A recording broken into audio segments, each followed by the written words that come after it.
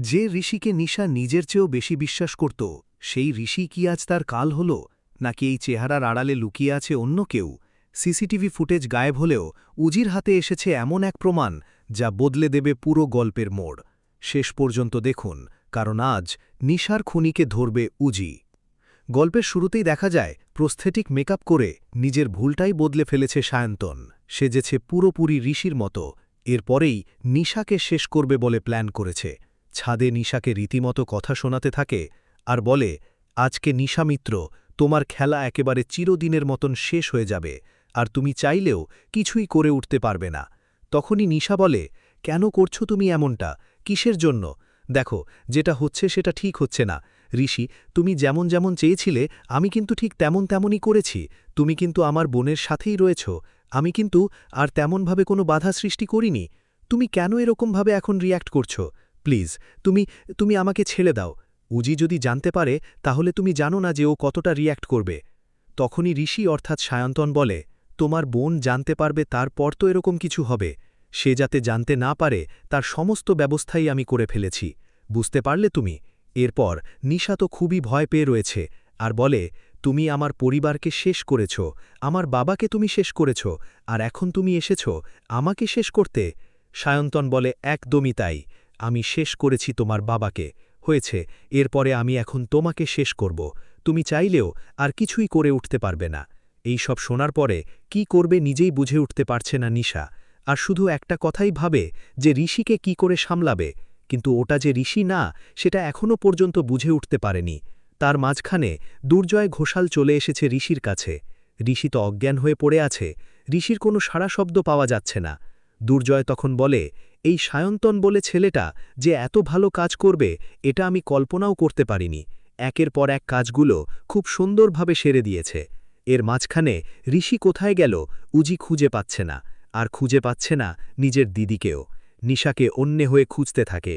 জিৎ তখন বলে, কি ব্যাপার বলো তো, উজি কোথায় গেল? আমি তো বুঝতেই পারছি না, নিশা কোথায় চলে গেল হুট করে? এইভাবে আমি ওকে খুঁজে বার করব কি করে? তখনই উজি বলে, আমিও তো বুঝতে পারছি না স্যার, দিদি কোথায় চলে গেল? আমিও তো ওকে খুঁজে বার করার চেষ্টা করছি। এরপরেই ডিপার্টমেন্টের লোকজনেরা হন্যেহাল খুঁজতে শুরু করে নিশাকে। সবাই একটাই কথা বলে, স্যার উনি নিচে যাননি, এটা কনফার্ম। আমার মনে হচ্ছে অন্য কোথাও রয়েছে। এর মাঝখানে সায়ন্তন ফোন ধরছে না, তাই খেয়ারও টেনশন হতে থাকে। খেয়া তখন ভাবে, সায়ন্তনটা হঠাৎ করে আবার ফোন ধরছে না কেন? কি যে হলো কিছুই বুঝে উঠতে পারছি না। সবকিছুই কেমন যেন রহস্য হয়ে গেছে। তবে সত্যিটা আমাকে খুঁজে বার করতেই হবে, কেন সায়ন্তন ফোন ধরছে না। এর মাঝখানেই দেখা যায় খেয়া ডিপার্টমেন্টে যাবে বলে ঠিক করেছে। আর অন্যদিকে দুর্জয় ঘোষাল ফোন করে ঐশীকে আর বলে, কি ব্যাপার, আজকে তো অনেক কিছু হলো। ঐশী, তুমি তো কিছু বললে না আমাকে, তা অ্যাওয়ার্ড কি তুমিও পেয়েছ? নিশা তখন বলে, হয়েছে, কাটা ঘায়ে নুনের ছিটা দেওয়াটা তোমার একটা স্বভাব হয়ে দাঁড়িয়েছে, তাই না? তুমি কিন্তু এইভাবে কাটা ঘায়ে নুনের ছিটা দিতে পারো না। সব কিছুর একটা লিমিট থাকে, তুমি সেই লিমিট ক্রস করে যাচ্ছ। তখনই মেশো বলে, আরে বাবা, তুমি এত রেগে যাচ্ছ কেন? আমি যে কথাগুলো বলছি সেগুলো কি ভুল কিছু বলছি? সেটা তো আমার মনে হয় না। মনে হচ্ছে যা বলছি তা একদম ঠিক কথাই বলেছি। এরপরে ঐশী খুব রিয়্যাক্ট করতে থাকে, খাবারও ছুঁড়ে ফেলে দেয়, খেতে চায় না। বাড়ির সবাই নিশার বিয়েতে গেছে বলে আরও বেশি করে রেগে যায় ঐশী।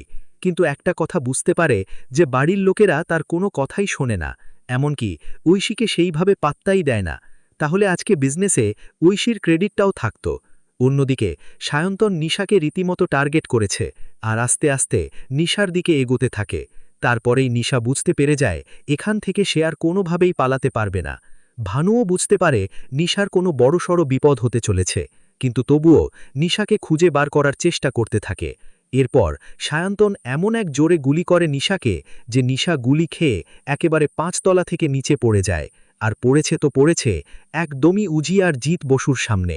ওরা তো রীতিমতো দেখে অবাক হয়ে যায় আর বলে, নিশা, এরকম হলো কি করে?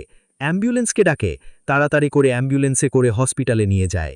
এরপর ডাক্তারবাবু বলে, এর অবস্থা অনেক বেশি খারাপ, জানি না এনাকে বাঁচাতে পারবো কিনা, তবে অবশ্যই আমরা চেষ্টা করে দেখতে পারি।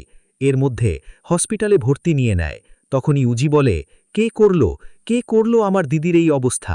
আমি তাকে কোনোভাবেই ছাড়ব না, উচিত শিক্ষাটা আমি তাকে দেবই দেব। তখনই জিৎ বসু বুঝতে পারে যেটা হয়েছে সেটা খুবই খারাপ হয়েছে। এইভাবে একটা মেয়েকে ওপর থেকে ফেলে দিল কে? কে গুলি করল? এই সব কিছুর প্রশ্নের উত্তর চাই।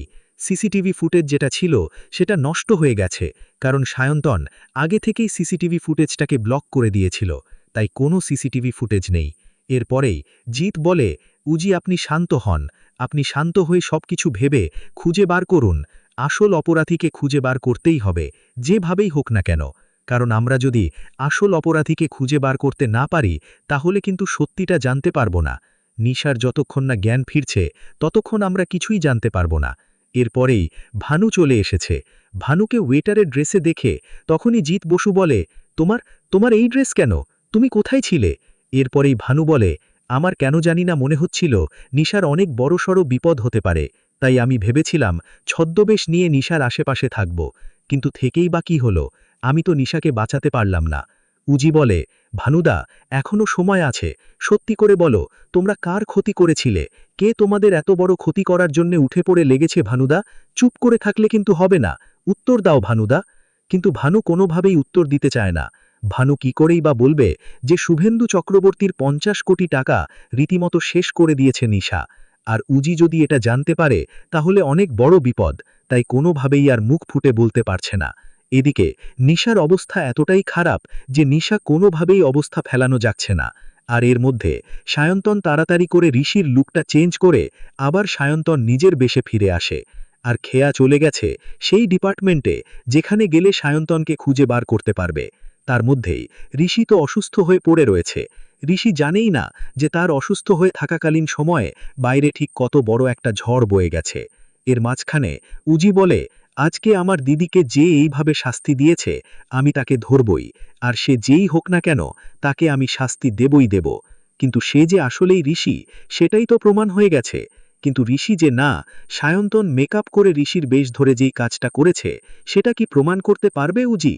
নিশার রক্তাক্ত দেহটা দেখে উজির রক্ত তখন টকবক করে ফুটছে। হাসপাতালের সাদা করিডোরে দাঁড়িয়ে উজি বারবার নিজের হাত দুটো মুষ্টিবদ্ধ করছে আর ভাবছে কে সেই লোক যে নিশার মতো একটা মেয়ের গায়ে হাত তোলার সাহস পেল।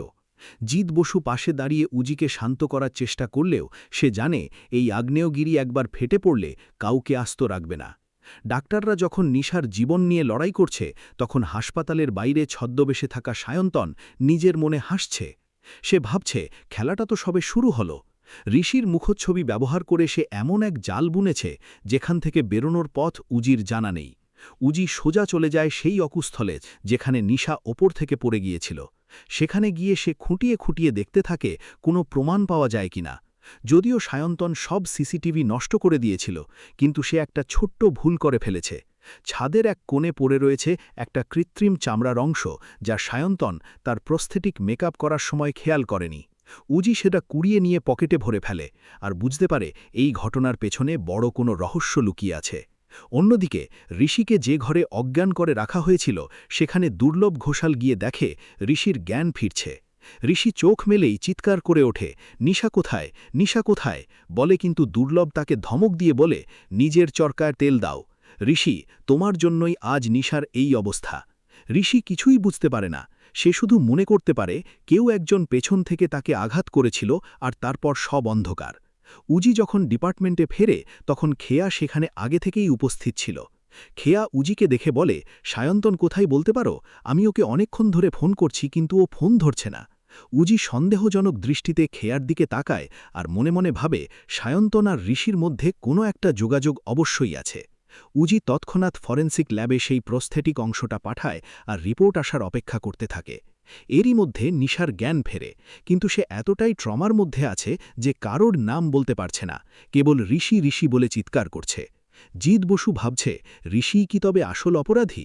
কিন্তু উজির মন বলছে ঋষি কোনোদিন নিশার ক্ষতি করতে পারে না।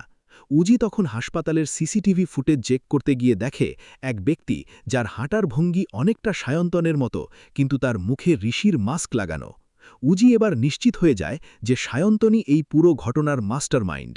সে ভানুকে ডেকে পাঠায় আর কড়া গলায় বলে, ভানুদা, তুমি যদি এখন সত্যিটা না বলো তবে আমি ধরে নেব তুমিও এই ষড়যন্ত্রের অংশীদার।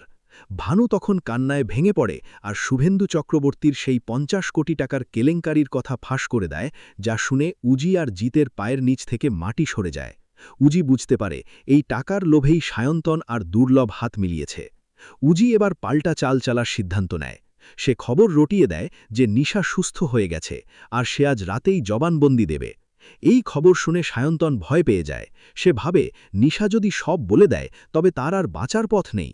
সে রাতেই নার্সের পোশাক পরে হাসপাতালে নিশার কেবিনে ঢোকে নিশাকে চিরতরে শেষ করে দেওয়ার জন্য। কিন্তু বেডের কাছে যেতেই সে দেখে সেখানে নিশা নয়, বরং পুলিশের ড্রেস পরে উজি শুয়ে আছে। উজি লাফিয়ে উঠে সায়ন্তনের টুঁটি চেপে ধরে আর বলে, তোমার খেলা শেষ সায়ন্তন, তোমার এই প্রস্থেটিক মেকআপের খেলা আমি ধরে ফেলেছি। সায়ন্তন পালানোর চেষ্টা করলে জিত বসু আর পুলিশ বাহিনী তাকে ঘিরে ফেলে। সায়ন্তন বুঝতে পারে সে ধরা পড়ে গেছে। উজি তার মুখ থেকে মেকআপের অবশিষ্টাংশ টেনে খুলে ফেলে আর সবার সামনে তার আসল রূপ বেরিয়ে আসে। সায়ন্তন তখন পাগলের মতো হাসতে থাকে আর বলে, আমি একা নই, দুর্লভ ঘোষালও এতে জড়িত। পুলিশ তক্ষুনি দুর্লভকে গ্রেপ্তার করতে বেরিয়ে পড়ে। নিশা ধীরে ধীরে সুস্থ হয়ে ওঠে আর ঋষিও মুক্তি পায়।